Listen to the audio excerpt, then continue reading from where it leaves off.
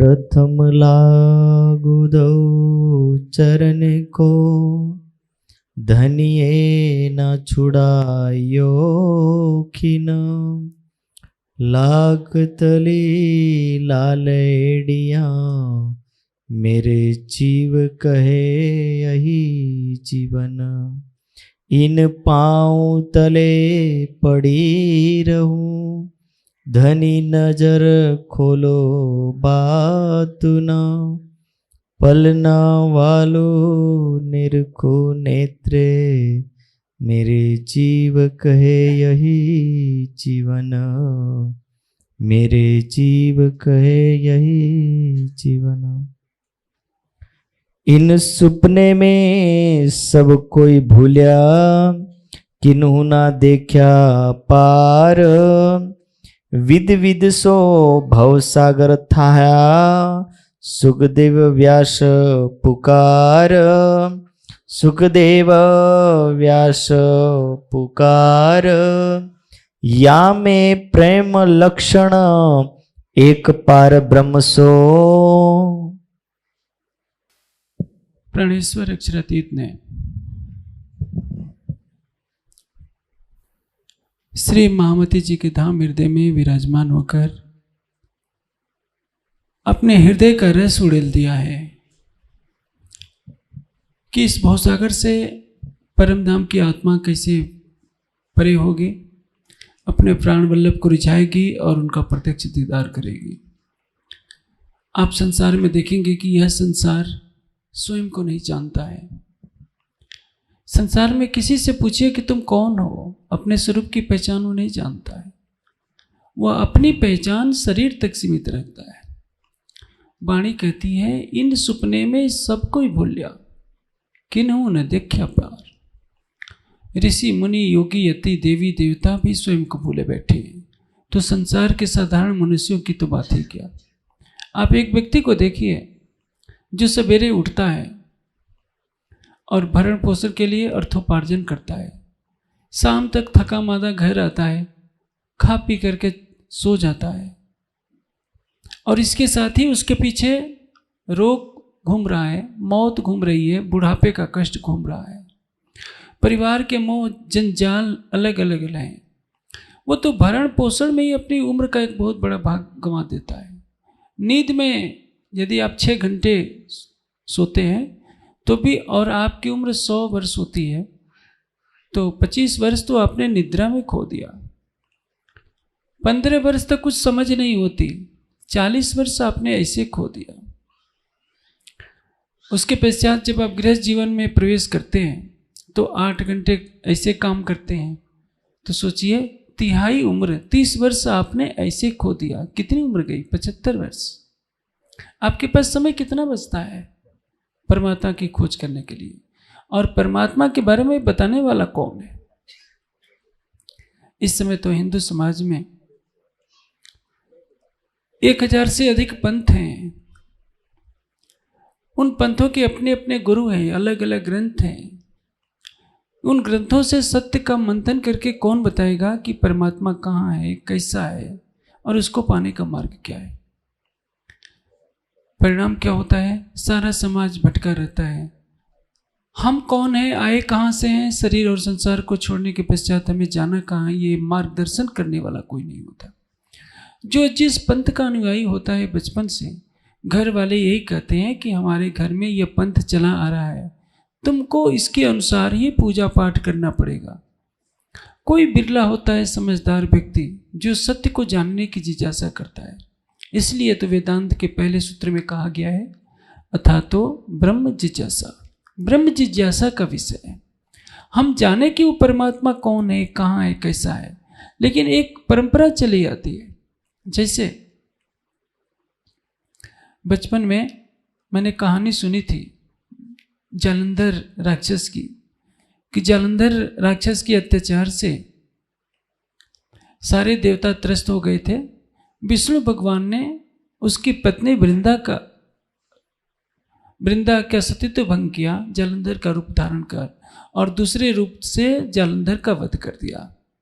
वृंदा ने क्रोधित होकर, जब वृंदा को पता चला कि छल से मेरे पति को मारा गया है, मेरा सतीत्व तो नष्ट किया गया है, तो वृंदा ने श्राप दिया कि जाओ तुम पत्थर हो जाओ। मैं जब छोटी आई का था तो सोचता था कि जब भगवान ही पत्थर हो गए तो सृष्टि को कौन चला रहा है। लेकिन मेरे प्रश्न का उत्तर देने वाला तो उस समय कोई था नहीं। बचपन में वह प्रश्न मेरे मन में कौंधा करता था, क्योंकि मैं अपने गांव में ठाकुर जी का मंदिर देखा करता था, जहाँ शालिग्राम पर सब लोग पूजा करते थे, और जब शालिग्राम की सवारी निकलती थी तो पूरा गांव उमड़ता था। अब सोचिए, समाज को एक आस्था से जोड़ दिया गया है कि ये शालिग्राम भगवान आपके परमात्मा हैं, लेकिन यह नहीं बताया जाता कि जिस नारायण को पत्थर मानकर हम पूजा कर रहे हैं वो नारायण तो हमारे हृदय मंदिर में भी है। यदि हमारे घर पर कोई भिक्षा मांगने आता है तो साक्षात नारायण, चेतन नारायण तो उसके अंदर बैठा है, उसको हम दुत्कार कर भगा देते हैं, किसी गरीब से घृणा करते हैं। शालिग्राम और तुलसी का विवाह तो हम करा देते हैं कि वृंदा को तुलसी हो जाने का श्राप दे दिया था लक्ष्मी ने, और वृंदा ने विष्णु भगवान को पत्थर होने का श्राप दे दिया। ये पौराणिक कहानी चलती रहती है, और जो इस पर आश्रित होता है वो सोचता है कि इसके आगे कुछ नहीं है। किंतु वेदांत क्या कहता है? हमें अपने अंतःचक्षुओं को खोलना पड़ेगा, अपने मन मस्तिष्क में चिंतन करना पड़ेगा कि वास्तविक सत्य क्या है। इसलिए प्राणनाथ जी की वाणी कहती है, पार ब्रह्म तो पूरन एक है, ये तो अनेक परमेश्वर कहाँ में, अनेक पंथ सब जुदे जुदे और सब कोई शास्त्र बुलावे। जब परमात्मा को पाने की बात आती है तो एक बात कही जाती है, सब कुछ तो एक ही है। बात तो सही है, कहने के लिए ऊपर से दिखने में लगता है कि आप किसी की भी भक्ति कीजिए सब एक ही है, ऐसा नहीं होता है। आप किसी बाग में चले जाइए, ठीक है, अनेकों वृक्ष लगे हैं, आम की अलग उपयोगिता है, बेर की अलग उपयोगिता है, कीकड़ की अलग उपयोगिता है, चंदन की अलग उपयोगिता है, नागफनी की अलग उपयोगिता है, वृक्ष तो सभी होते हैं। उसी तरह से सत्य तो एक होता है। परमात्मा वह है जिसका कभी जन्म नहीं होता है, कभी मरण नहीं होता है, कभी दुखी नहीं होता है, उसकी संतान नहीं होती, वो सबका है, जन्म मरण से परे है, वृद्धावस्था से परे है। ऐसे सच्चिदानंद परब्रह्म का यदि ज्ञान मिल जाता है तो उसको पाने की चेष्टा करना सबका लक्ष्य होता है। लेकिन सांप्रदायिक कट्टरता से परे होने के बाद ही ये जाना जा सकता है कि सच्चिदानंद परमात्मा कहते किसको हैं, सच्चिदानंद परमात्मा कौन है, सच्चिदानंद परमात्मा कहाँ है, और सच्चिदानंद परमात्मा को पाने का मार्ग क्या है। वैसे तो कह दिया जाता है, नदियाँ एक घाट बहुतेरे, एक नदी है और उसके घाट अलग अलग होते हैं, किसी भी घाट से नदी के उस पार जाया जा सकता है। बात यह नहीं है। आगे कबीर जी कहते हैं, कहे कबीर बचन के फेरे। कबीर जी कहते हैं कि बचन बात उल्टी है, नदियां अनेकों हैं किंतु घाट एक होता है। जैसे एक ही स्थान हो और उस पर कई नदियां पहुंचनी हैं, अलग अलग नदी के घाटों से कई नदियों को पार करके जिस स्थान पर हमें पहुंचना है उस पर अलग अलग नदियों को पार करेंगे तो एक सीध में जो घाट होगा उसी पर हम पहुंचेंगे। जैसे एक उदाहरण के लिए मैं बताता हूँ, हरिद्वार में भी गंगा नदी है, बनारस में भी गंगा नदी है, पटना में भी गंगा नदी है। हरिद्वार के किस में यदि हम गंगा को पार करते हैं तो हरिद्वार की धरती मिलेगी। हमें जाना है पटना, तो पटना के सामने गंगा को पार करना पड़ेगा। हम सोचे कि इधर से हरिद्वार को हम पार कर लें और पटना पहुंच जाएं, तो ये संभव नहीं है। उसी तरह से जैसे मैंने अभी आपको दृष्टांत दिया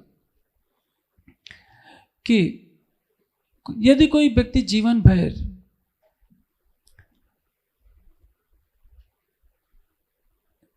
तुलसी की माला जपता रहे, जैसा कि उसको सांप्रदायिक रूप से बता दिया जाता है,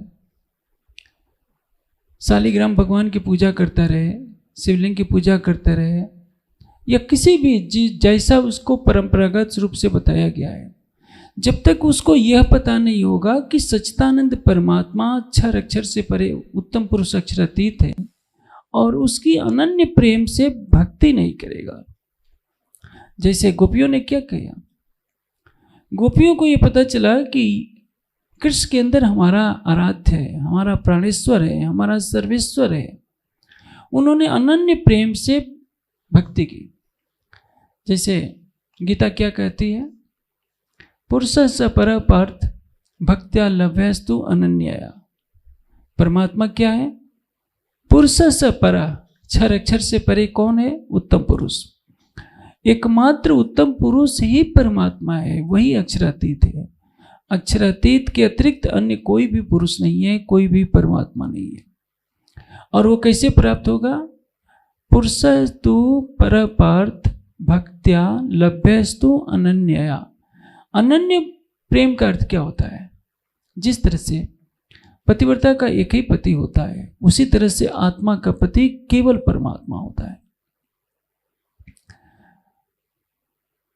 आप देखेंगे जब से हिंदू समाज ने एक परमात्मा को छोड़कर अनेकों की भक्ति करनी शुरू कर दी, तभी से हिंदू समाज का पतन हो गया। आप सतियों के इतिहास को देखिए, एक सीता ने क्या कर दिया, एक सावित्री ने क्या कर दिया। आज सारा संसार सीता और सावित्री के यश गान करता है। एक अनसुईया ने क्या कर दिया, ब्रह्मा विष्णु शिव को भी 6 माह का बालक बना दिया। किसके बल पर? अपने पति के सच्चे प्रेम के बल पर। मौत आई थी लेकिन सावित्री के पति सत्यवान को नहीं ले जा पाई, क्योंकि सावित्री का अटूट प्रेम था। यदि शरीर के संबंध इतने दृढ़ होते हैं, तो यदि सच्चिदानंद परमात्मा से कोई उसी भाव से प्रेम करे कि एकमात्र परब्रह्म के अतिरिक्त हमारा कोई नहीं है, तो उसकी शक्ति का आकलन सहज ही हो सकता है। आप देखेंगे किसी गुजरात की धरती पर सोमनाथ का मंदिर था, जिसमें 1000 थंबे थे, सोने के थंबे थे, और मोहम्मद गजनवी ने उसको तोड़ा। 1000 पंडे उसकी पूजा के लिए थे। न जाने कितने ऊंटों पर हीरे मोती जवाहरात लाद करके ले गया था। उस समय तक इस देश का क्या हाल था कि सच्चिदानंद परब्रह्म की कोई पहचान देने वाला नहीं था। सर्वत्र जड़ पूजा हो रही थी। आज सच्चिदानंद परब्रह्म की अथाह कृपा बरसी है, और उस कृपा के फलस्वरूप हमें परम धाम की ब्रह्मवाणी मिली है। ये ब्रह्मवाणी हमें दर्शा रही है अक्षरातीत कौन है, हम कहाँ से आए हैं, इस शरीर और संसार को छोड़ने के बाद जाना कहाँ है, और उसको पाने का मार्ग क्या है। जब मार्गों की बात होती है तो तरह तरह की कष्टमयी साधनाओं का वर्णन आता है। कोई सोचता है कि यदि हम खड़े होकर के तपस्या कर लेंगे तो परमात्मा दर्शन दे देंगे। कोई सोचता है कि हम इतने करोड़ मंत्र का जप कर लेंगे तो परमात्मा का दर्शन हो जाएगा। कोई सोचता है कि तीर्थों में मैं पैदल चल चल करके यात्रा करूं या लेट लेट कर परिक्रमा करूं तो हो सकता है भगवान दर्शन दे दें। कोई कहता है कि हम यज्ञ कर लें तो परमात्मा का दर्शन हो जाएगा। कोई ध्यान समाधि लगाना चाहता है। यह सत्य है, परमात्मा मन से, वाणी से, बुद्धि से परे है। हमारी बुद्धि माया की है, हमारा मन माया का है।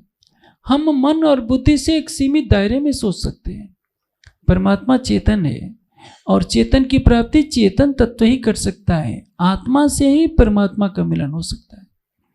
माया की आंखों से परमात्मा को नहीं देखा जा सकता, आत्मा की आंखों से उसको देखा जा सकता है, क्योंकि आत्मा का प्रीतम कौन है? केवल परमात्मा।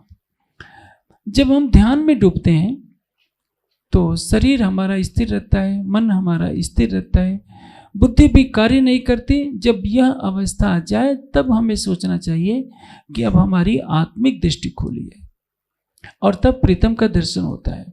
लेकिन पहले तो यह बताने वाला कोई हो कि हम किसकी भक्ति करें, और जिसकी भक्ति कर रहे हैं हमें करना क्या है।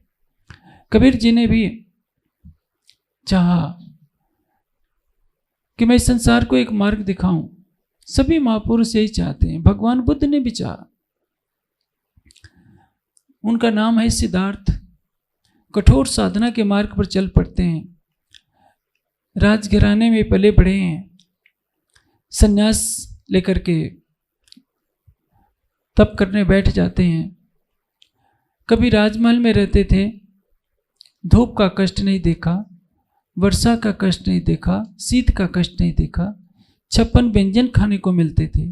अब क्या है, वृक्षों के नीचे रहना है, गुफाओं में रहना है, तब करते जो भिक्षा में मिल जाए रूखा सूखा वही खाना है, क्योंकि अब तो सन्यासी हो चुके हैं।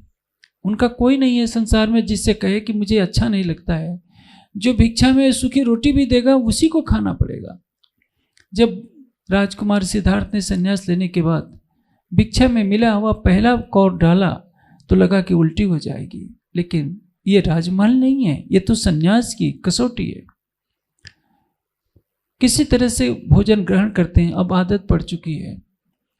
7 वर्ष बीत चुके हैं भगवान बुद्ध को तप करते करते। शरीर क्या है, हड्डियों का ढांचा बन चुका है। अन्न का एक एक दाना प्रतिदिन ग्रहण करते हैं। अब कितने दिन तक चलेगा? यदि कोई व्यक्ति अन्न का एक एक दाना ग्रहण करेगा, शरीर हड्डियों का ढांचा रहना ही है। ऐसा लगा कि अब प्राण निकल जाएंगे। निरंजना नदी में स्नान कर रहे होते हैं, जब बाहर निकलते हैं तो बेहोश होकर गिर पड़ते हैं। सुजाता नाम की एक लड़की जो खीर बनाकर लाई होती है वृक्ष देवता को चढ़ाने के लिए, वो देखती है कि कोई सन्यासी बेहोश होकर पड़ा है, उनके मुख में खीर डालती है। उस खीर से उनको जीवन प्राप्त होता है, नहीं तो उस दिन मृत्यु हो जानी थी।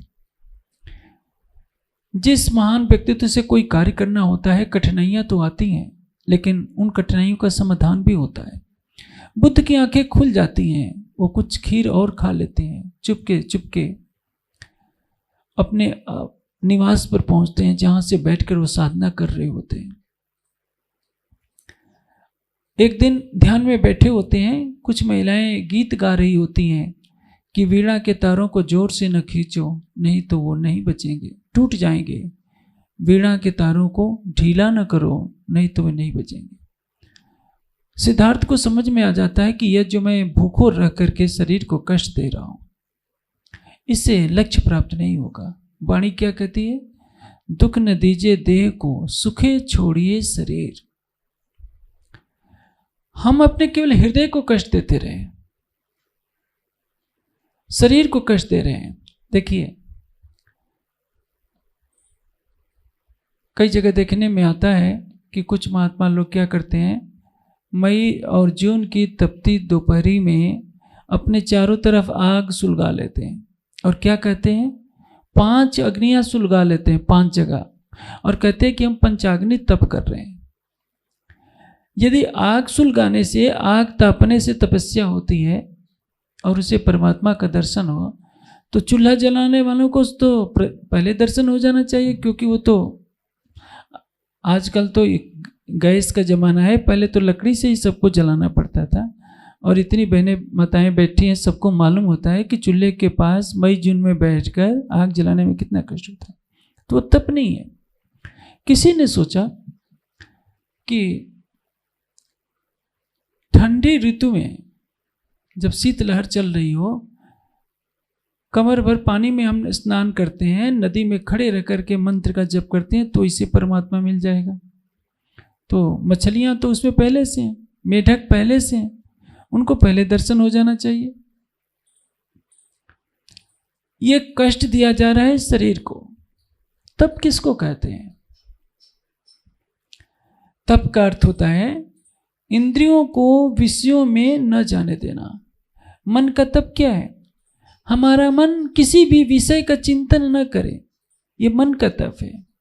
हमारी वाणी ऐसे कटु वचन न बोले जिससे किसी के हृदय को कष्ट हो, और कर्म से हम कोई भी ऐसा कार्य न करें जिससे किसी का हृदय दुखे।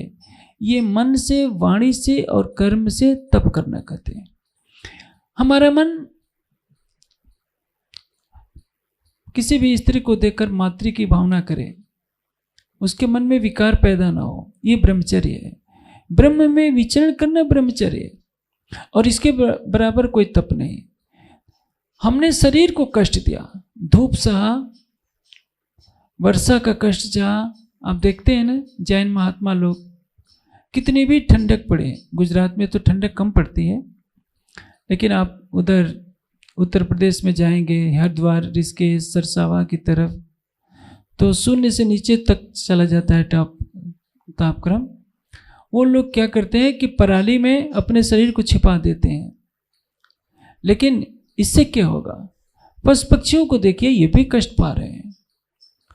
जो मंत्र से जपते हैं वो तो वाणी का विषय है, उससे भी परमात्मा की प्राप्ति नहीं होगी। जब तक आपका शरीर स्थिर नहीं होगा, मन स्थिर नहीं होगा, बुद्धि स्थिर नहीं होगी और चेतना अपने स्वरूप में स्थित नहीं होगी, प्रेम का रस नहीं आएगा, मन के विकार दूर नहीं होंगे, तब तक परमात्मा का दर्शन कहां से संभव है? ध्यान करने वाले भी न जाने कितने पंथ हैं, संप्रदाय हैं, सभी कहते हैं कि हमें ध्यान से परमात्मा की प्राप्ति होती है। लेकिन ध्यान में क्या होता है? अनेकों सिद्धियां मिल जाती हैं, सिद्धियों से वो चमत्कार दिखाने लगते हैं। आजकल देखते हैं ना, आजकल टीवी में, यूट्यूब में आ रहा है बागेश्वर धाम। एक 28 वर्ष का कोई युवक है, कुछ सिद्धियां प्राप्त कर लिया है। और सिद्धि क्या? भविष्य की बातें जान लेना, किसी के मन की बातें जान लेना। तो वो उसके पीछे लाखों की भीड़ है। हर कोई अपना भाग्य बदलना चाहता है, पुरुषार्थ नहीं करना चाहता। प्रकृति के नियमों को कोई नहीं बदल सकता। तो संसार अज्ञानता में क्यों भटक रहा है? क्योंकि उसको सत्य मार्ग बताने वाला नहीं है। परमात्मा आनंद का सागर है, प्रेम का सागर है, शांति का सागर है, आत्मा का प्रीतम है, और उसकी शरणागत होना ही जीवन है, उससे विमुख रहना ही मृत्यु है। सभी सिद्धियों का मोह छोड़कर, संसार की प्रतिष्ठा को छोड़कर कोई बिरला होता है जो उस सच्चिदानंद परमात्मा से प्रेम करता है और उसको पाने के लिए ध्यान के मार्ग पर चलता है। इसी प्रकरण में आगे आएगा, सब दरवाजे खोजे कबीर वैकुंठ शून्य सब देखा। अभी जिस चौपाई की चर्चा चल रही है उसका विषय क्या है? या में प्रेम लक्षण एक गोपियों ने क्या किया? एक अनन्य प्रेम किया। श्री कृष्ण के तन में परब्रह्म की आवेश शक्ति लीला कर रही है और उससे उन्होंने अटूट प्रेम किया। गोपियों की कोई चाहत नहीं है। गोपियां धन नहीं चाहती, संसार का साम्राज्य नहीं चाहती, कुछ भी चाहत नहीं है, केवल एक पवित्र प्रेम है। और वही पवित्र प्रेम संसार के लोगों को अपनाना चाहिए, लेकिन नहीं अपनाते। आप देखिए हिंदू समाज कहाँ जाएगा? तिरुपति मंदिर में। तिरुपति मंदिर में क्यों जाता है? तिरुपति में किसकी मूर्ति है? लेटे हुए विष्णु भगवान की मूर्ति है। वह मूर्ति तो आपके गांव में भी है, लेकिन एक मान्यता बना दी गई है कि वहाँ आप 1 लाख का सोना चढ़ाएंगे तो आपका बढ़कर 2 लाख का हो जाएगा। इस लालच में दुनिया जाती है। साईं बाबा के यहाँ क्यों धन चढ़ता है? साईं बाबा कोई अवतार नहीं है। एक सूफी फकीर थे, उनके नाम पर पिक्चर बना दी गई। हिंदू समाज अंधश्रद्धा का शिकार है। उसने सोचा कि परमात्मा को बाद में देखेंगे, हमें तो साईं बाबा से केवल मतलब है। साईं बाबा कोई ब्रह्मा विष्णु शिव के अवतार भी नहीं है, नारायण के भी अवतार नहीं है। अक्षरातीत की बात छोड़िए, लेकिन एक हिंदुओं का बहुसंख्यक समाज उनको परमात्मा से भी बढ़कर मानने लगा, क्योंकि स्वार्थ है। इसलिए वो धन चढ़ाता है कि साईं बाबा मेरे धन को दूना कर देंगे। जो हृदय में बैठा है उससे कोई नहीं प्रेम करता। गीता में योगेश्वर श्री कृष्ण क्या कहते हैं? ईश्वर सर्वभूतानाम हृदय देशे तिष्ठते अर्जुन। मंदिरों में भागा जा रहा है संसार, मस्जिदों में भागा जा रहा है, गिरजाघरों में भागा जा रहा है। अपनी आत्मा के अंदर जो अंतर्यामी रूप से विराजमान है, आत्मा के सिंहासन पर जो विराजमान है, उससे प्रेम नहीं करता, उसको नहीं जानता। और इसके लिए क्या चाहिए? ज्ञान का प्रकाश चाहिए। गोपियों ने विशुद्ध प्रेम करके दिखाया। गोपियों ने मंत्र का जप नहीं किया, किसी स्तोत्र का पाठ नहीं किया, न पाठ किया, न पूजा किया, न मंत्र जाप किया, न तिलक लगाया, न कोई भगवे कपड़े पहने, न जटा बढ़ाई, न बाल मुड़ाए, कुछ नहीं किया। उन्होंने अपना हृदय कृष्ण के प्रति समर्पित किया रखा है। 11 वर्ष 52 दिन की लीला की गोपियों की तो बात छोड़िए, जो प्रतिबिंब की गोपियां हैं वो सवेरे होते ही उस रास्ते पे बैठ जाती है जिस रास्ते से उनके कृष्ण मथुरा गए थे, और संध्या काल तक प्रतीक्षा करते रहती हैं कि मेरा कृष्ण आएगा। कृष्ण से कुछ लेना देना नहीं। आप इतने बहनें हैं, आपके पति यदि आपकी कोई बात ना माने तो आप रूठ जाती है, घर में झगड़ा हो जाता है। उन गोपियों को देखिए, प्रतीक्षा करते करते बुढ़ापा आ जाता है, उठने की ताकत नहीं रहती, फिर भी इनको गिला शिकवा नहीं है कि हमारा कृष्ण क्यों नहीं आया। कृष्ण मथुरा छोड़कर द्वारिका चले जाते हैं, फिर भी कोई गिला शिकवा नहीं। देखना चाहती हैं, लेकिन उनके हृदय से एक ही पुकार निकलती है कि कृष्ण तुम जहां रहो खुश रहो, हाँ मरने से पहले एक बार दर्शन दे दोगे तो हमारा जीवन धन्य हो जाएगा। कोई गिला शिकवा नहीं, कोई चाहत नहीं। ये संसार के सभी भक्तों के लिए, बड़े बड़े ऋषि मुनियों के लिए, योगी यतियों के लिए एक बहुत बड़ी शिक्षा है, एक पवित्र निस्वार्थ प्रेम, और उसी प्रेम के द्वारा उस परमात्मा को प्राप्त किया जा सकता है। इसलिए क्या कहा, पुरुषा स पर पार्थ भक्त्या लभ्यस्तु अनन्या। अनन्य परा प्रेम लक्षणा भक्ति। परा प्रेम किसको कहते हैं? जो निराकार से परे का हो। सारा संसार किस में फंसा है? निराकार तक की भक्ति में। अब देखेंगे आज पूरे देश में विपस्सना का जोर चल रहा है। विपस्सना की योग पद्धति में कुछ बातें बहुत अच्छी हैं। ये लोग ध्यान सिखाते हैं तो शरीर को स्थिर कर देते हैं, संवेदनाओं पर मन को केंद्रित करते हैं, और परिणाम क्या होता है? धीरे धीरे मन शांति को पाने लगता है। लेकिन इसमें पहले ही निषेध कर दिया जाता है कि न आत्मा है न परमात्मा है। यही उससे भूल हो जाती है। यदि आप सच्चिदानंद परब्रह्म के प्रेम में डूबकर शरीर को स्थिर कर दें, मन को स्थिर कर दें, सुरति और निरत को स्थिर कर दें, तो अपना आत्मा अपने लक्ष्य को प्राप्त कर लेगी। इसलिए ज्ञान मार्ग को दर्शाता है, लक्ष्य को प्राप्त नहीं कराता। ज्ञान दिखाता है कि तुम्हारे जीवन का लक्ष्य क्या है।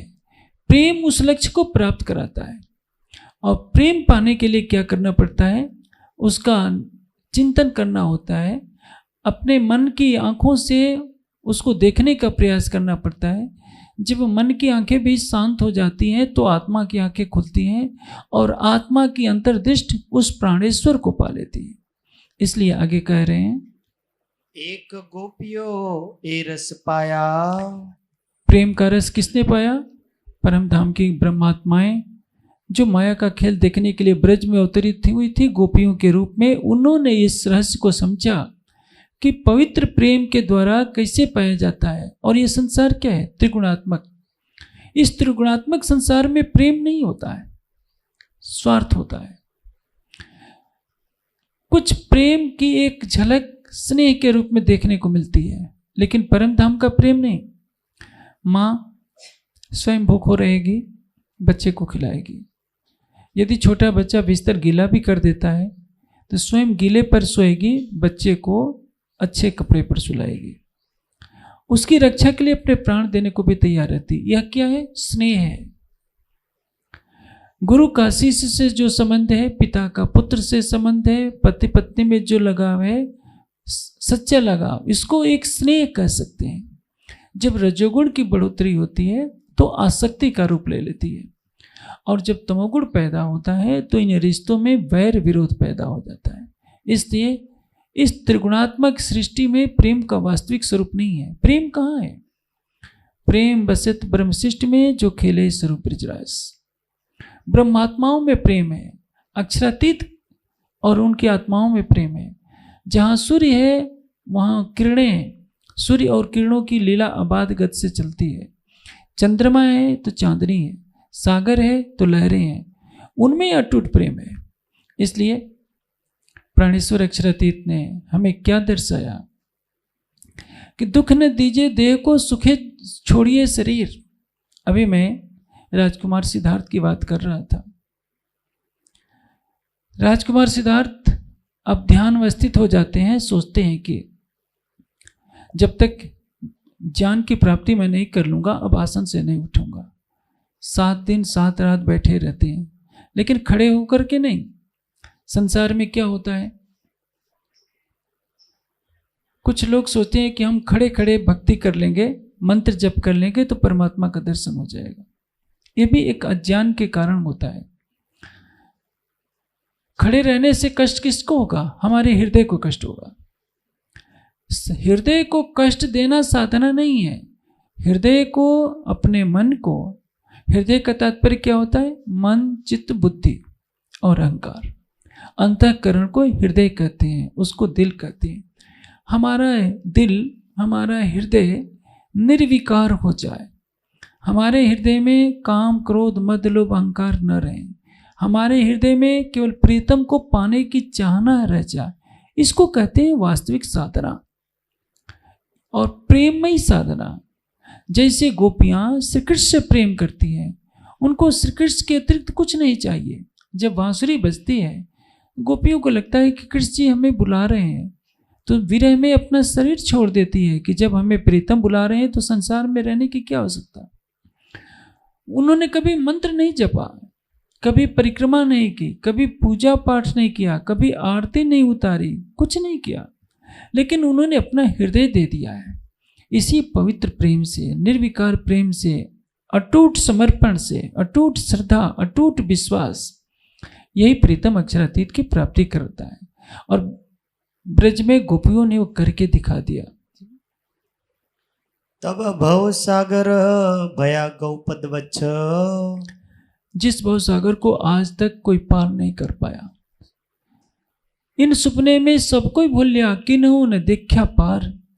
विद विद सो भव सागर था आया, सुखदेव व्यास के पुकार। सुखदेव व्यास ने भागवत में क्या कहा है कि प्रेम के बल पर गोपियों ने गोपद बच्च की तरह संसार को पार कर लिया। आप देखेंगे कि इस माया के भवसागर में बड़े बड़े ऋषि मुनि भी हार जाते हैं। पौराणिक कथा है कि सनकादिक विष्णु भगवान से मिलने जाते हैं। रामचरितमानस में भी कथा है, अन्य ग्रंथों में भी। बैकुंठ के द्वार पर जय और विजय नाम के द्वारपाल हैं, वो रोक देते हैं।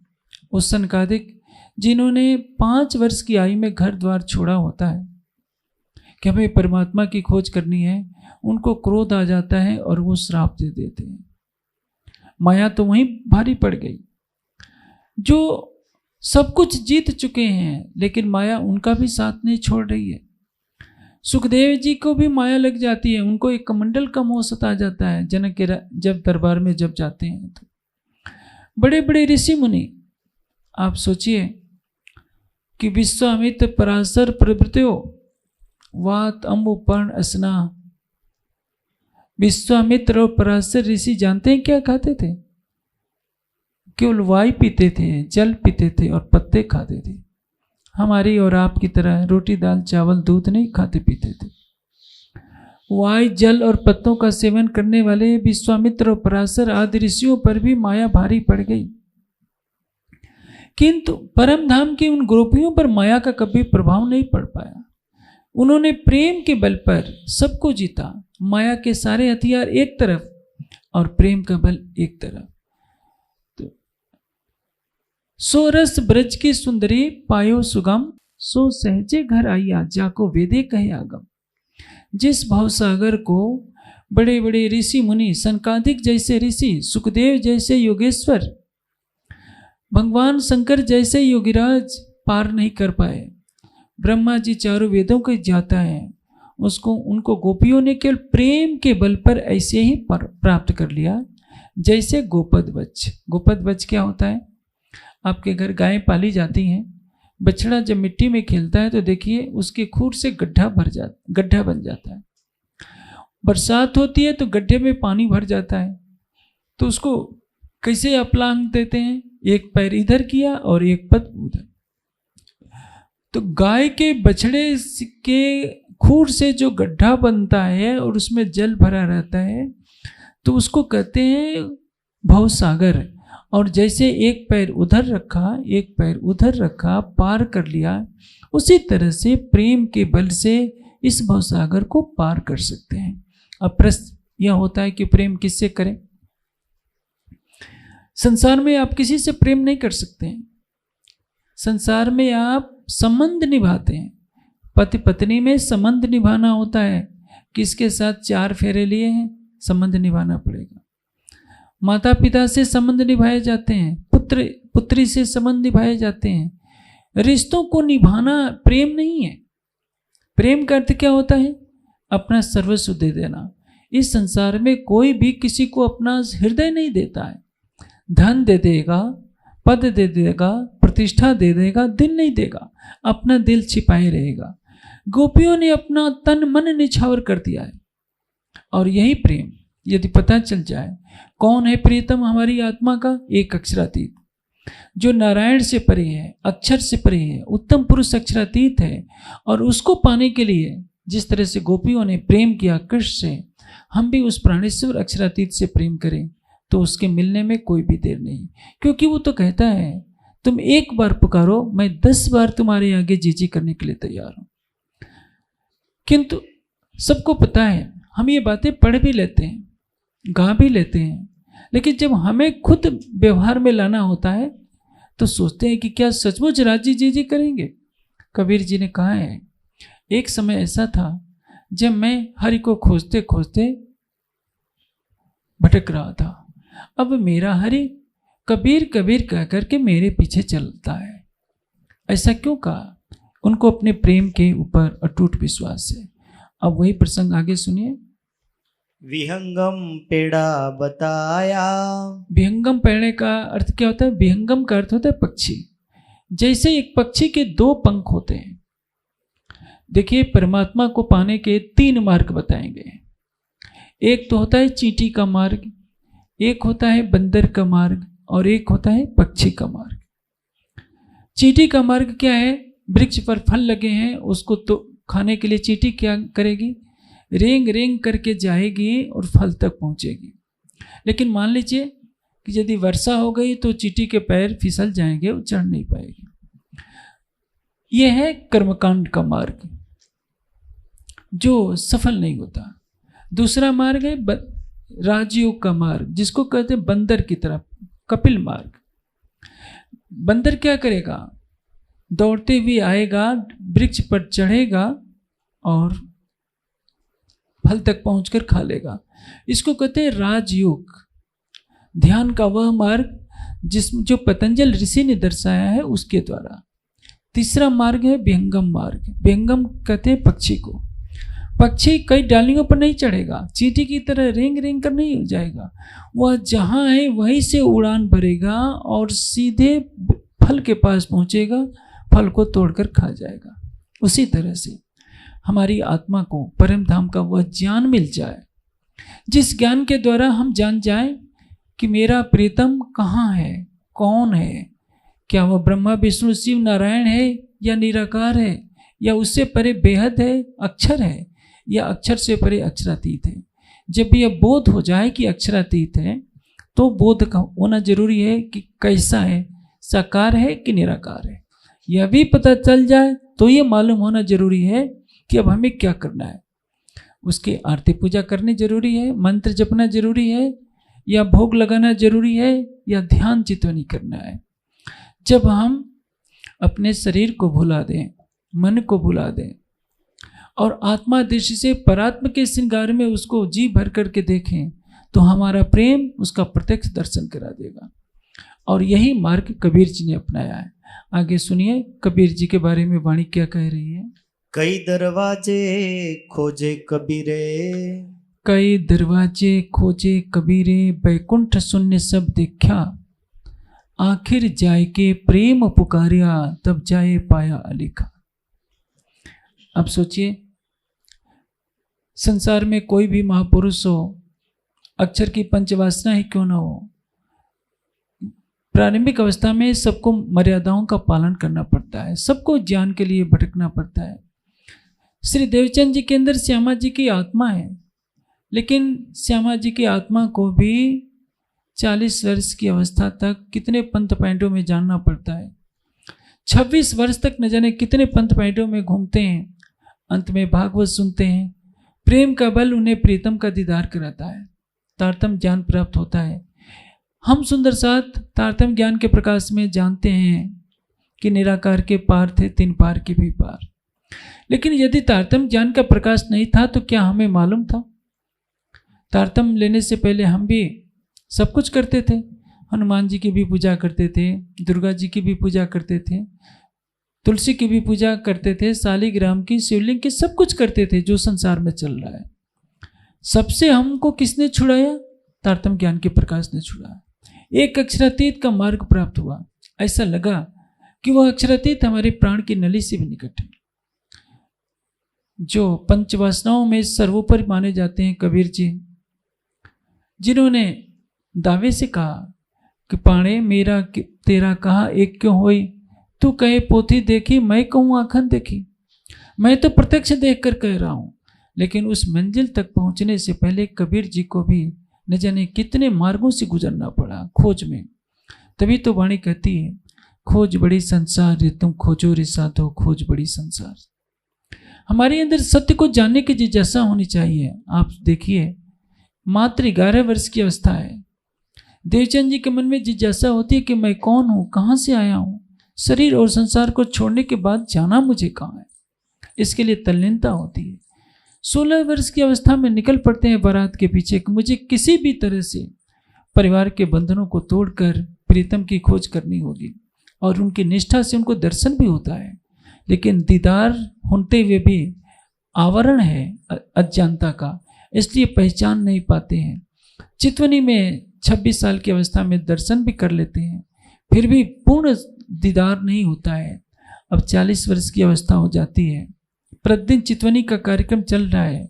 राज जी इन नैनों से उनको दर्शन देते हैं, उनके धाम हृदय में बैठकर तारतम्य ज्ञान का प्रकाश देते हैं, जिसके प्रकाश में हम और आप आज दावा कर सकते हैं कि हम संसार के पंथ पैंडों में न फंसकर एकमात्र पूर्ण ब्रह्म सच्चिदानंद अक्षरातीत का ध्यान करते हैं, उनसे प्रेम करते हैं, और हमारा यही एकनिष्ठ प्रेम हमें प्रीतम का दीदार कराएगा। महामती जी के धाम हृदय में जब अक्षरातीत का आवेश स्वरूप विराजमान होता है, परम धाम की ब्रह्मवाणी उतरती है, और यह ब्रह्मवाणी क्या दर्शाती है? अर्ज तुम्हारा मेरा दिल है, इताए करो आराम। हमें अपनी आत्मा के धाम हृदय में अपने प्राणेश्वर को खोजना है। अब कबीर जी को देखिए, पहले गुरु की खोज में भटकते हैं। रामानंद जी देखते हैं कि ये तो छोटी जाति का जुलाहा है, मना कर देते हैं। वो काशी में गंगा की सीढ़ियों के नीचे, गंगा में जो घाट थे सीढ़ियों के नीचे लेट गए होते हैं, क्योंकि रामानंद जी प्रातःकाल गंगा स्नान करने के लिए जा रहे होते हैं। उनका पैर अंधेरे में कबीर के छाती पर पड़ जाता है, वो उचक जाते हैं, कहते हैं कि बेटे तुम्हें चोट तो नहीं लगी, राम राम कहो। कबीर जी ने इसी को मंत्र मान लिया। वो तो एक श्रद्धा प्रकट करने के लिए परंपरा मानी गई। आप सोचिए कबीर जी को कहाँ से ज्ञान प्राप्त हुआ होगा, कैसे अक्षर ब्रह्म तक की मंजिल इन्होंने प्राप्त की। ये सारे संसार के लिए प्रेरणादायी है। इसलिए क्या कहते हैं, सब दरवाजे खोजे कबीरे, बैकुंठ शून्य सब देखा। उन्होंने बैकुंठ का भी ज्ञान प्राप्त किया, निराकार मंडल का भी ज्ञान प्राप्त किया। आखिर जाए के प्रेम पुकारिया, तब जाए पाया आलेखा। कैसे मिलता है वह परब्रह्म? अनन्य प्रेम से। जो प्रेम गोपियों के अंदर हुआ, अब आप सोचेंगे कि क्या जो परमात्मा की भक्ति में नाचते हैं, क्या उनके अंदर प्रेम नहीं होता? आप देखिए भागवत की कथाएं हो रही हैं, लोग मस्ती में नाचते हैं, जरूर उनके अंदर भाव होता है, लेकिन उसको प्रेम नहीं कहेंगे। प्रेम की व्याख्या क्या होती है कि इश्क को ये लक्षण जो नैनो पलक न ले। पल भर के लिए भी हमारी पलकें हटे नहीं। कबीर जी ने एक बहुत ऊंची बात कही है, नैनों की कल कोठरी पुतली पलंग बिछाए, नैनों की चिक डार के पे को लिया रिझाए। ये जो नेत्र हैं उसमें काली कोठरी है। काली कोठरी क्या? जिसको पुतली। नैनों की कल कोठरी पुतली पलंग बिछाए। इस नेत्रों के अंदर जो मेरी पुतली है, पुतली के पुतली के ऊपर पलंग बिछा देना, यानी अपनी पुतली को पलंग बिछा लूं, नैनों की चिक डाल के, और चिक कहते हैं पलकों को, मैं पलकों को बंद कर लूं कि क्योंकि पलकें खुली रहेंगी तो संसार दिखता रहेगा, इन पलकों को बंद कर लूं और अपनी पुतली में अपनी अंतरात्मा से देखती रहूं। ये कौन कह रहा है? कबीर जी। सारे संसार से रिश्ता तोड़ लिया, एकमात्र प्रीतम के ध्यान में है। जब आप जप करते हैं, पूजा पाठ करते हैं, परिक्रमा करते हैं, किसी स्तोत्र का, मंत्र का, श्लोक का, दोहा चौपाई का पाठ करते हैं, तो उसमें मन या बुद्धि की गति चलती रहती है, शरीर का कार्यभार होता रहता है। लेकिन जो प्रेम का मार्ग है वो विशुद्ध आत्मा के धरातल पर होता है, हृदय के धरातल पर होता है। आप नृत्य कीजिए तो क्या होगा? थोड़ी देर के लिए मस्ती आएगी, नृत्य बंद होते ही वो मस्ती चली जाएगी, क्योंकि नृत्य करना पड़ता है, हाथों और पैरों को हिलाना पड़ेगा, उसके लिए बाजा भी बजाना पड़ेगा। कब तक नाचेंगे? लेकिन नानक देव जी कहते हैं, नाम खुमारी नानका चढ़े रहे दिन रहे। शराब का नशा तो कुछ घंटों के बाद उतर जाता है, लेकिन परमात्मा के प्रेम का नशा ऐसा होता है जो कभी भी नहीं उतरता। आप सोचिए, इस नशे को पाने के लिए बड़े बड़े चक्रवर्ती सम्राट अपने महलों को छोड़ करके निकल जाते हैं, झोपड़ी में रहते हैं। भर्तृहरि को देखिए, भर्तृहरि क्या है? भारत के सम्राट हैं। वैराग्य होता है, सन्यास के वस्त्र धारण कर लेते हैं, अपनी पत्नी पिंगला का परित्याग कर देते हैं, राजमहल का परित्याग कर देते हैं। अपने वैराग्य शतक में लिखते हैं कि अब तो मुझे भिक्षा में मिले हुए सत्तू पर ही जीवन गुजारना है और उसी में मुझे सच्चा आनंद मिल रहा है। अब उनको राजमहल के 56 भोगों की याद नहीं आ रही है, क्योंकि उनको कामना क्या है कि मैं दिन रात परमात्मा के ध्यान में पड़ रहा हूं, और इसमें जो सच्चा आनंद है उस सृष्टि में कहीं भी आनंद नहीं है। वाणी क्या कहती है? कैकोट राज बैकुंठ के न अवे इतके खिन समान। बैकुंठ के करोड़ों राज भी हो जाए, करोड़ों बैकुंठ का हमें राज दे दिया जाए, फिर भी एक पल के लिए राज्य के दीदार में जो सुख मिलेगा, एक पल के लिए झलक मिल जाए, तो उसमें जो आनंद मिलता है, उस आनंद के सामने करोड़ों बैकुंठ का राज्य भी फीका हो जाता है। हम सुंदर साथ भी इस चौपाई को बार बार पढ़ा करते हैं, लेकिन व्यवहार में लाना कितना कठिन होता है आप जानते हैं। क्यों? क्योंकि इसमें हमारी प्रवृत्ति नहीं है। हमारे जीव की प्रवृत्ति किस में होती है? सबको मालूम है। हमारा जीव न जाने लाखों जन्मों से परिवार का बोझ ढोता आ रहा है, धन संग्रह करता आ रहा है, भवन बनाता आ रहा है, इसका मोह हमें खाया जाता हो। हम सोचते हैं कि हम सुखी कैसे होंगे। सुखी होने का तरीका क्या है? हमारे पास अच्छा भवन होना चाहिए, अच्छे वाहन होना चाहिए, अच्छे वस्त्र होना चाहिए और धन संपदा होनी चाहिए। सामान्य रूप से इसको कहते हैं भौतिकवाद। पश्चिमी जगत इसी को आधार लेकर चलता है, लेकिन सुख और आनंद में अंतर होता है। आनंद क्या है? आनंद आत्मा की वस्तु है, सुख अंतःकरण का विषय होता है। अभी आपको धूप में खड़ा कर दिया जाए तो धूप की तपन से कष्ट होगा, उस कष्ट का अनुभव किसको होगा? मन को, आत्मा को नहीं। आत्मा सुख और दुख से परे है। आत्मा मन के माध्यम से या जीव मन के माध्यम से कष्ट को जानता है कि इसको कष्ट कहते हैं। जब हमें वातानुकूलित किसी कक्ष में, ऐसी कमरे में रख दिया जाता है तो हम क्या कहते हैं? अब बहुत अच्छा लग रहा है। अच्छा किसको लग रहा है? मन को अच्छा लग रहा है। मन को बुरा लगता है, मन को अच्छा लगता है। किंतु जो अपने स्वरूप में स्थित हो जाता है, न उसको कुछ अच्छा लगता है न बुरा लगता है, क्योंकि वो अब स्वयं को देख रहा होता है। बुद्ध को देखिए, महावीर को देखिए, जो बड़े बड़े ऋषि मुनि होते हैं, वृक्षों के नीचे हैं, शीत भी सह रहे हैं, तपन भी सह रहे हैं, शरीर का कोई श्रृंगार नहीं, कोई अपमान करता है तो भी कोई कष्ट नहीं, कोई सम्मान करता है तो भी कोई खुशी नहीं, क्योंकि सुखे दुखे समय कृत्वा, सुख और दुख से ये परे हो चुके हैं। उन्होंने अपने को समत्व बुद्धि में स्थापित कर लिया है, मान और अपमान से परे हुए हैं, भय से परे हो गए हैं। न भय करते हैं न किसी को भय देते हैं। न दुखी होते हैं न किसी को दुखी करते हैं, मन और वाणी से परे होकर अपने स्वरूप में स्थित हो गए हैं। किसके बल पर? अपने ध्यान के बल पर।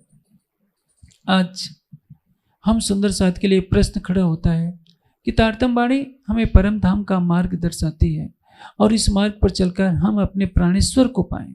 सारे संसार को यह संदेश दें कि यदि अक्षरातीत को पाना है तो हमें चितवनी में डूबना पड़ेगा। ये तो संसार के बंधन है, जो इन बंधनों में संसार के प्राणी पड़े हुए हैं, प्रवाह से। आप देखिए, एक व्यक्ति बालक के रूप में जन्म लेता है, किशोरावस्था में प्रवेश करता है, पुनः युवक बनता है, गृहस्थ जीवन में प्रवेश करने के बाद वह कुछ वर्षों के बाद अधेड़ावस्था में आ जाता है। उसके बालों में सफ़ेदी आ जाती है, आंखों से कम दिखना शुरू हो जाता है और 80-90 साल के होते होते पैर लड़खड़ाने लगते हैं, लाठी के सहारे चलने लगता है और एक दिन शरीर छोड़ देता है। किंतु यदि ब्रह्मज्ञान का प्रकाश नहीं हुआ तो पुनः कहीं जन्म ले लेता है। यदि उसके पुण्य अच्छे हुए तो मनुष्य ने मिलती है, नहीं तो तृष्णाओं को पूरा करने के लिए उसको पशु पक्षी की योनि में भी जाना पड़ सकता है, कीट पतंगों की योनि में भी जाना पड़ सकता है। और यही संस्कार चूंकि जीव को लाखों जन्मों से नाना योनि सहस्त्राणी मयोसितानि वय, जब जीव को विवेक होता है तो देखता है कि मैंने हजारों लाखों जन्मों में अनेकों माता पिता को देखा है। आप इस जन्म में हैं तो आपको नहीं पता कि अब पूर्व जन्म में आपके माता पिता कौन थे। न जाने जीव कितने माता पिता को पाया होता है, कितनी माताओं का दुग्धपान किया होता है, कभी बाल्यावस्था को देखा होता है, कभी बुढ़ापे को देखा होता है, कभी मौत को गले लगाया होता है। ये संसार का बोझ ढो रहा होता है, चित्त में जन्म जन्मांतरों की वासनाएं भरी पड़ी होती हैं। इनका बोझ ढोते ढोते बेचारा वो परेशान रहता है, उसको शांति का मार्ग कौन दिखाए।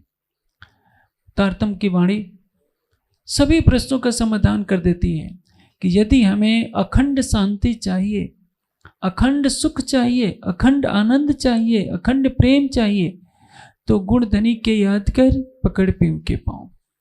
हमें एक प्राणेश्वर अक्षरातीत को अपने हृदय में बसाना पड़ेगा। शरीर को स्थिर करके दुख न दीजिए देह को, सुखे छोड़िए शरीर। आपको उपवास करने की आवश्यकता नहीं है, आपको धूप में पंचाग्नि तप करने की आवश्यकता नहीं है, आपको खड़े होकर किसी मंत्र का जप करने की आवश्यकता नहीं है। इन बित साथ जी जागे बताएं देवरे जीवन, श्याम श्यामा जी साथ जी चित बैठे चौक बतन। अपनी सुरता को परम धाम ले चलिए, अपने प्राणेश्वर की जी भर कर दीदार की कामना कीजिए, अंतर्दृष्टि को खोलिए, परात्म का श्रृंगार सजिए, इस शरीर से अपना ध्यान हटाइए और उनके नख से सिख तक की अनंत शोभा का चिंतन कीजिए, ध्यान में लाइए, अपने हृदय में उस शोभा को देखने का प्रयास कीजिए। धीरे धीरे क्या होगा, आपके मन से काम क्रोध मद लोभ अहंकार सब छूमंतर होते जाएंगे और एक दिन ऐसा होगा कि आपका हृदय स्फटिक मणि की तरह दमकने लगेगा। प्रेम के प्रकाश से प्रेम की शीतल सजता आपके हृदय में बहने लगेगी। विरह की ज्वाला से आपके काम क्रोध मद लोभ अहंकार सभी भस्मीभूत हो जाएंगे। जैसे करोड़ों टन रुई का पहाड़ हो, एक छोटी सी चिंगारी लगा दी जाती है तो कुछ मिनटों में वो जलकर राख हो जाता है। इसलिए वाणी कहती है, पंथ होवे कोट कला प्रेम पहुँचावी मिने पलक। यदि राज्य का अटूट प्रेम हमें मिल जाए तो एक पल में ही प्रीतम का दीदार हो सकता है। तभी तो कहा है, ये तो गति है अटपटी चटपट लखे न को, जो मन की खटपट मिटे चटपट दर्शन हो। खटपट कब मिटेगी?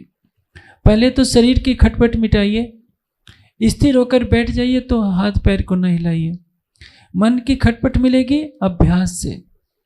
और मैंने बार बार कहा है, गुजरात में आता हूँ तो मुझे बार बार याद दिलानी पड़ती है सात्विक आहार के लिए, और आपके लिए बहुत कठिन होता है। अपने आहार को सात्विक बनाइए, अन्यथा मन आपका तो भागता ही रहेगा। शरीर की खटपट मिटाइए, मन की खटपट मिटाइए और अपनी अंतर्दृष्टि को राजी श्यामा जी के नख से सिख तक के श्रृंगार में लगा दीजिए।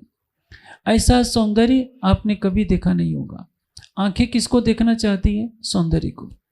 राज्य से अधिक सुंदर इस संसार में कोई नहीं, बेहद मंडल में कोई नहीं, और परम धाम तो है ही।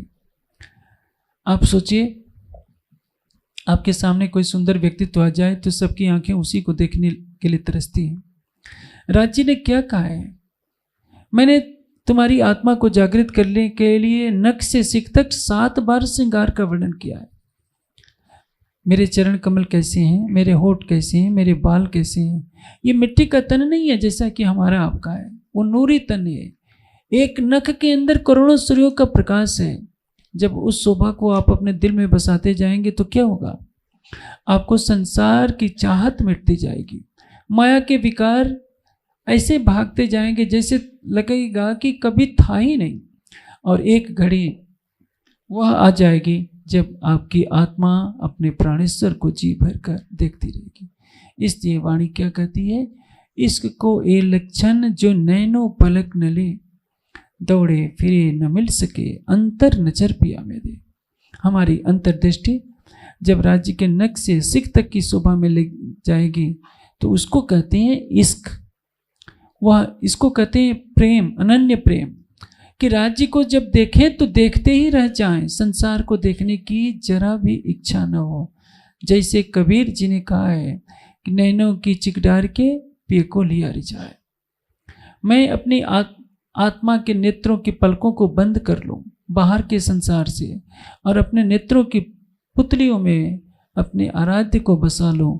हम सुंदर साथ के लिए भी बार बार वाणी में इसी तरह की बात कही जा रही है कि मेरी रूह नैन की पुतली, 3 पुतलियों की नैन, 3 नैनों में राखूं मासूम को, जो मेरी रूह पावे सुख चैन। मेरी आत्मा क्या है?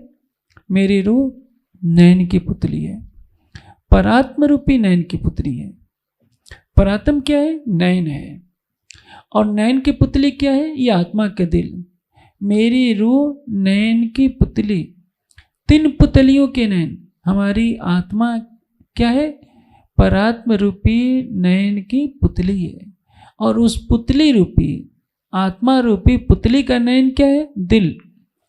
3 नैनों में राखूं मासूक को। मैं अपने मासूक युगल स्वरूप को क्या करूं? अपनी आत्मा के धाम हृदय में बसा लो, तो रूह पावे सुख चैन। मुझे कब आराम होगा, कब आनंद मिलेगा? मुझे चैन कब मिलेगा? जब अपने आराध्य को, अपने प्राणेश्वर को अपने धाम हृदय में बसा ले। यही जागने ब्रह्मांड का लक्ष्य है, और इसको पाने के लिए सब सुंदर साथ को अग्रसर होना पड़ेगा। अपने अड़ोस पड़ोस के लोगों को भी परम धाम के ज्ञान का प्रकाश देना पड़ेगा। उनको बताना पड़ेगा कि संसार के लोगों, तुम कहाँ भटक रहे हो, अपनी सुरता से परम धाम चलो। ये माया का संसार कुछ भी नहीं है, ये स्वप्न समान है। सत सपने में क्यों कर आवे, सत साई है न्यारा। तुम पार ब्रह्म सो परिचय नहीं तो क्यों उतरोगे पार। वाणी में क्या कहा है? ये सारा संसार स्वप्नवत है, और इस सपने में सह कोई भूलिया, कोई न देखा पार। अभी आपने चुपाई सुनी। विद विद सो भवसागर थाया, सुखदेव व्यास के पुकार। सुखदेव व्यास जी ने पुकार पुकार कर यह बात कही है कि इस माया के संसार में कोई पार नहीं हो पाया। इसलिए हम सब सुंदर साथ का नैतिक उत्तरदायित्व है कि परम धाम की इस ब्रह्मवाणी को आत्मसात करें, अपने धाम हृदय में अपने आराध्य को बसाएं। वो हमसे दूर कभी नहीं था, न है, न कभी होगा। हमने एक पर्दा कर रखा है, और उस पर्दे पर संसार की लीला को देख रहे हैं। हम ये नहीं जानते कि हम और वह अरस परस हैं। हम हक में हैं, हम राज्य के हृदय में हैं, राज्य हमारे अंदर है। सब कुछ होते हुए जैसे मछली जल के अंदर प्यासी तड़पती रहे, हमारा भी हाल वही है। आनंद का सागर तो हमारे हृदय में है, लेकिन हम उसको छोड़कर बाहर भटक रहे हैं। इसी कारण हमें न शांति है, न आनंद है। हम तारतम्य ज्ञान का प्रकाश पाकर भी भटकते रहते हैं, कहते हैं कि हम बहुत दुखी हैं। दुख तो इस संसार की लीला है। हम दुख को देखने आए हैं, दुखी होने के लिए नहीं। सुख के निधान को अपने हृदय में बसा लीजिए तो ये संसार दुखमय नहीं लगेगा। जैसे सावन के अंधे को हर वस्तु हरी दिखती है, उसी तरह से जिसके हृदय में प्रीतम की छवि समाई जाती है उसको पूरा जगत भी प्रेममयी लगने लगता है। ऐसा लगता है कि यह संसार बना है एक नाटक का। वो नाटक के दृश्यों से प्रभावित नहीं होता, क्योंकि वो अपनी परात्म के स्वरूप में विचरण कर रहा होता है और राज्य के अनंत सौंदर्य में। और यही हमारे लिए विवेक की घड़ी है कि हम ब्रह्मवाणी से कितना लाभ उठा पाते हैं और यहीं बैठे बैठे राज्य को किस प्रकार से देखते हैं और सारे संसार के लिए भी प्रेम और आनंद का दरवाजा खोल सकते हैं। अब चुपाई करें। बोलो श्री प्राणनाथ प्यारे की जय हो। कई दरवाजे खोजे कबीरे, कई दरवाजे खोजे कबीरे, वैकुंठ शून्य सब देखा, वैकुंठ शून्य सब देखा, आखिर जाय के प्रेम पुकार्या, आखिर जाय के प्रेम पुकारा, तब जाय पाया अलेख, तब जाय पाया अलेखा।